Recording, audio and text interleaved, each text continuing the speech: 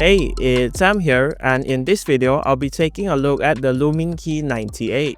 It's a 98% wireless keyboard with a really interesting interchangeable layout priced at $220. In this video, I have the e-retro white version with the Gateron Sylvia switch.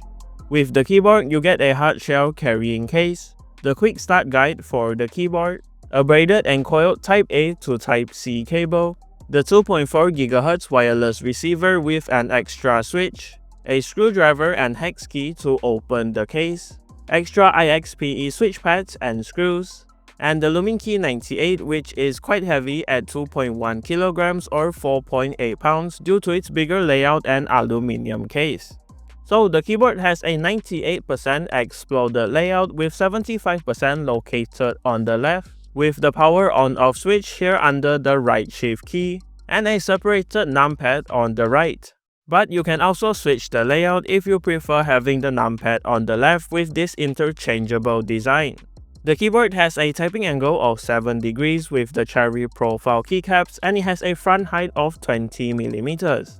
On the back, there's just the Type-C port located in the middle. And on the bottom, there is 4 rubber feet, an aluminum weight in the middle, and the Luminkey logo CNC'd into the case here.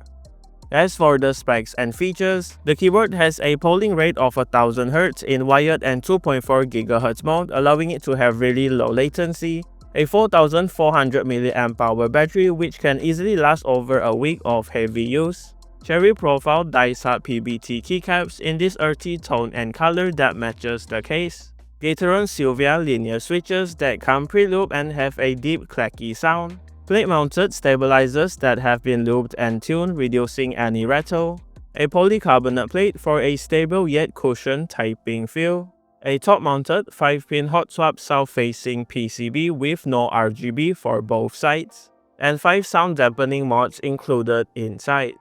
Moving on to the software, the keyboard comes with the Luminkey driver, so you can remap all of the keys and set the sleep timer, change the function settings, create and import macros, share and view what other users have done, log in to save and backup what you have created, and update the firmware here as well. Diving into the case, it's only held together with 8 screws on the bottom. And once all of the screws are removed, the 75% and numpad can be taken out.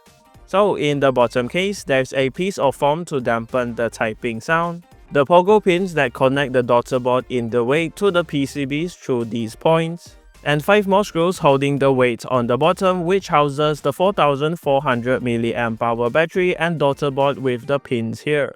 As for the plate and PCB, the PCB is top mounted with a few screws to the case, and there's a piece of foam stick to the back. With the PCB taken out, there's an IXPE switch pad, a PET acoustic sheet, and a Poron plate foam between the plate and PCB. The numpad has this exact assembly as well, with the same mods included inside, just in a smaller form factor. Overall, this top-mounted design provides a stable typing experience with a slight bit of softness, while all of the mods included make it sound clean and clacky. So without further ado, here is the typing sound test. Please enjoy.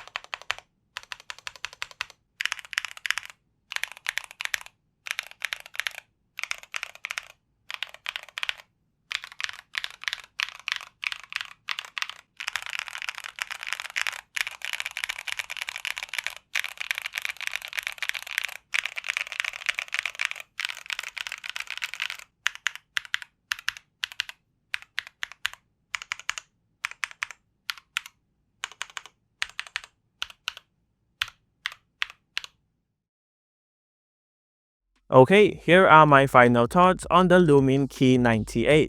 Honestly, it's a really high quality keyboard with premium materials and a solid design which is expected for the $220 price. It's an impressive 98% keyboard packed with features and mods, and the interchangeable layout makes it even better. It's implemented really neatly as well, using pogo pins instead of cables, so there's no need to disconnect and reconnect anything. I think it's nearly perfect, but one improvement I recommend is using a bulkhead structure case to make it even easier to swap the layouts. And maybe adding QMK via support would be a nice upgrade too. So if you're interested in the LUMINKEY98, it will be linked in the description below for you, and that does it for this video. Thanks to Luminkey for the keyboard, and thank you for watching. Leave a like on the video if you liked it, dislike it if you didn't, and remember to subscribe if you haven't. See you in the next one.